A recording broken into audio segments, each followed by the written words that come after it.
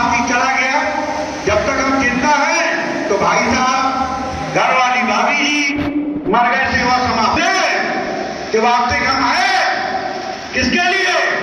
हमारा परिवार, हमारा रिश्तेदार जब पूछता है कि क्या है, आदमी बताता पत्रकार हैं। आदमी कह रहा है तो पत्रकार है। कितनी गंदी बात है। आप सोचिए, बड़ा शर्म आती है बात को सुन के।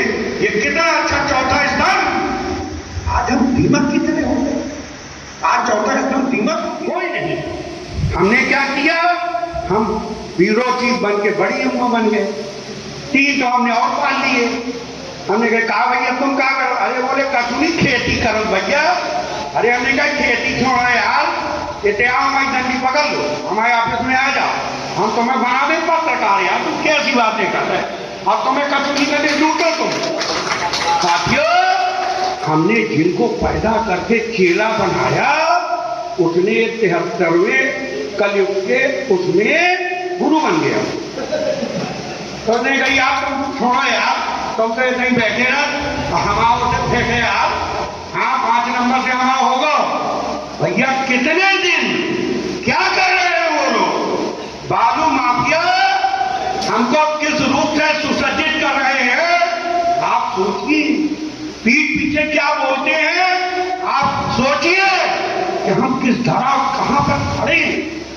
हम अपने को ब्यूरो चीफ लिखे, महाचीफ लिखे, प्रदेश चीफ लिखे, उनके निगाह में दलाल हैं।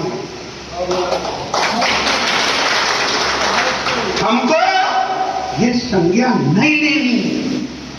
हमको, हम सभी लोग इतनी बड़ी सेना, हम लोग बहुत से लोगों को खद्दर पहरा पहरा के जिता रहे हैं। वो हमको पनिया रहे हैं। क्यों? 500 दैव ने, कैसा नहीं है, मतलब माना थे भी, हमें बहुत माना। हम जाप तुरंत ही 500 दे। अरे गाड़ी तो सबको देते, अरे असल गाड़ी में कितने लगने, 500 में घर चल ले। भाइयों मेरा आपसे अनुरोध है, आप सब लोग आए, हमने एक और विचार किया और आगे बढ़े। सिपाही मानिए मत। और मेरे जो गुरु के नाम पत्रकार भर्ती हो गए हो, उनका बड़ा योगदान था। बाद आपने सब चालू करने की दशा की हताश भी होते थे, लेकिन उन्होंने के बाद आपने सब चालू किया था। और मैं इनका सिपाही हूँ, कुछ कर पाऊँ चाहे ना कर पाऊँ, लेकिन हाँ मैं हाँ जरूर मिलाता हूँ, मनोबल नहीं तोड़ने देता हूँ।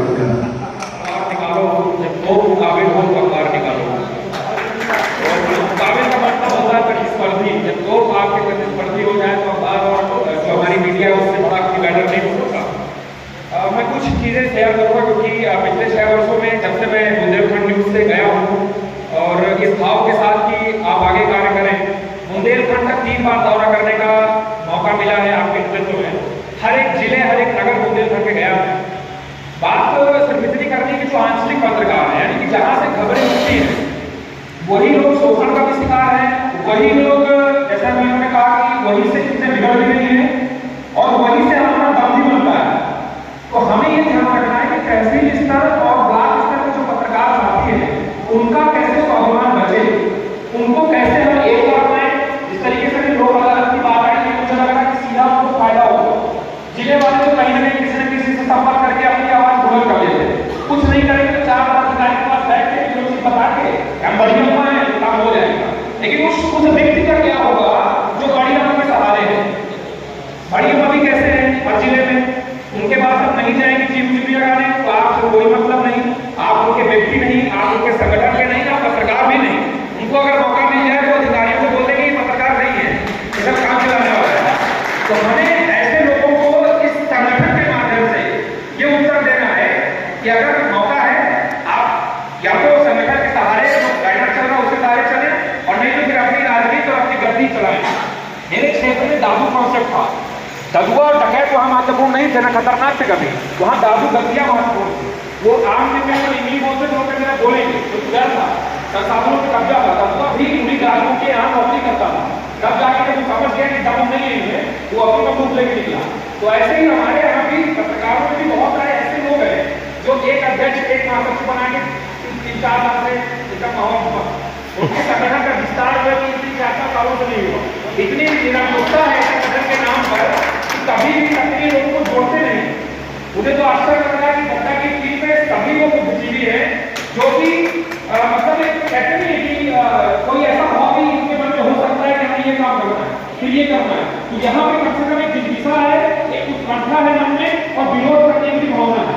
हो सकता है कि अध्यक्ष कभी भाव से एक ना रहते हो, कभी वो सुनते हैं, ये समझता है। तो ऐसी चीजें होनी बहुत जरूरी है।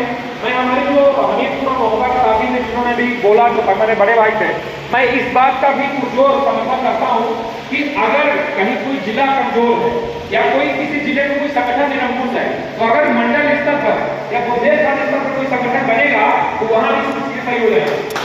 हमारी अगर एसपी नहीं सुन रहा, दरोगा नहीं सुन रहा, तो डीआईजी सब तो सुनेंगे ना। तो हमारे कमिश्नर साहब अगर दद्दा है तो सुनेंगे।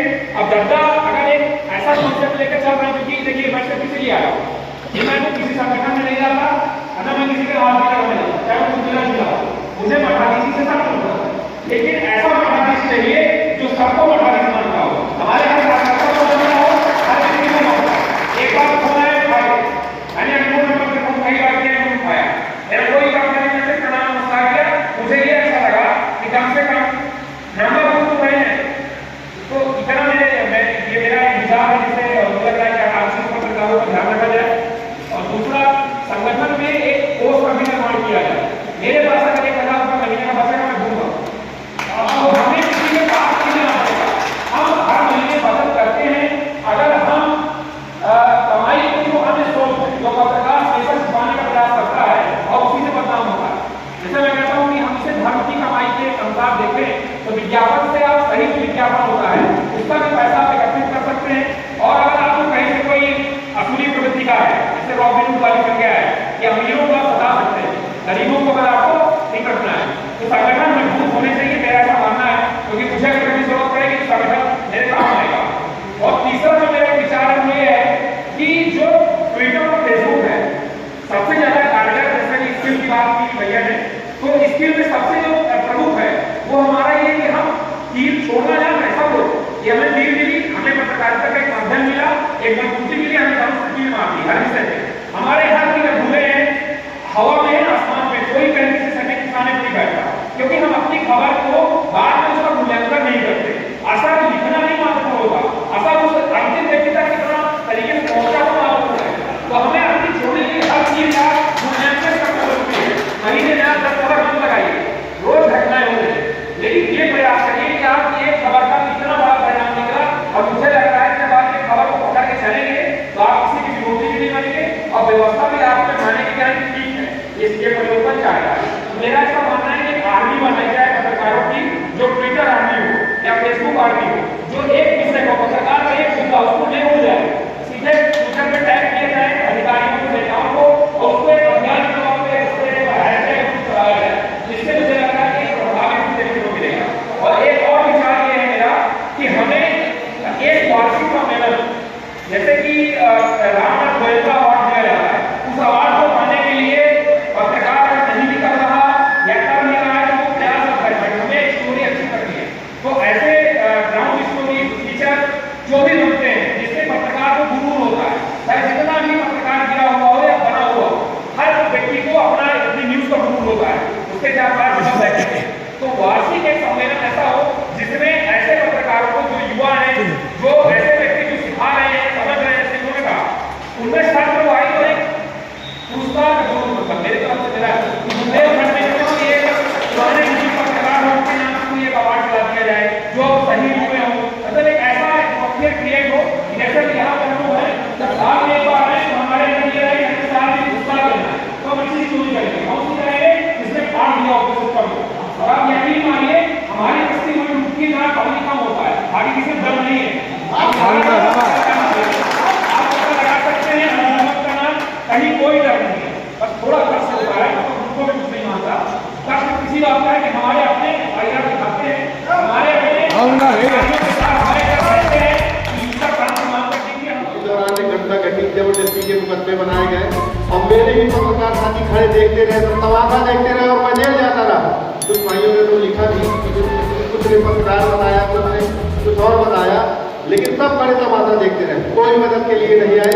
बेचारे ये जरूर पूछते रहे कि भैया क्या हो रहा है, और जो बन रहा है करते रहे, ऐसा नहीं है।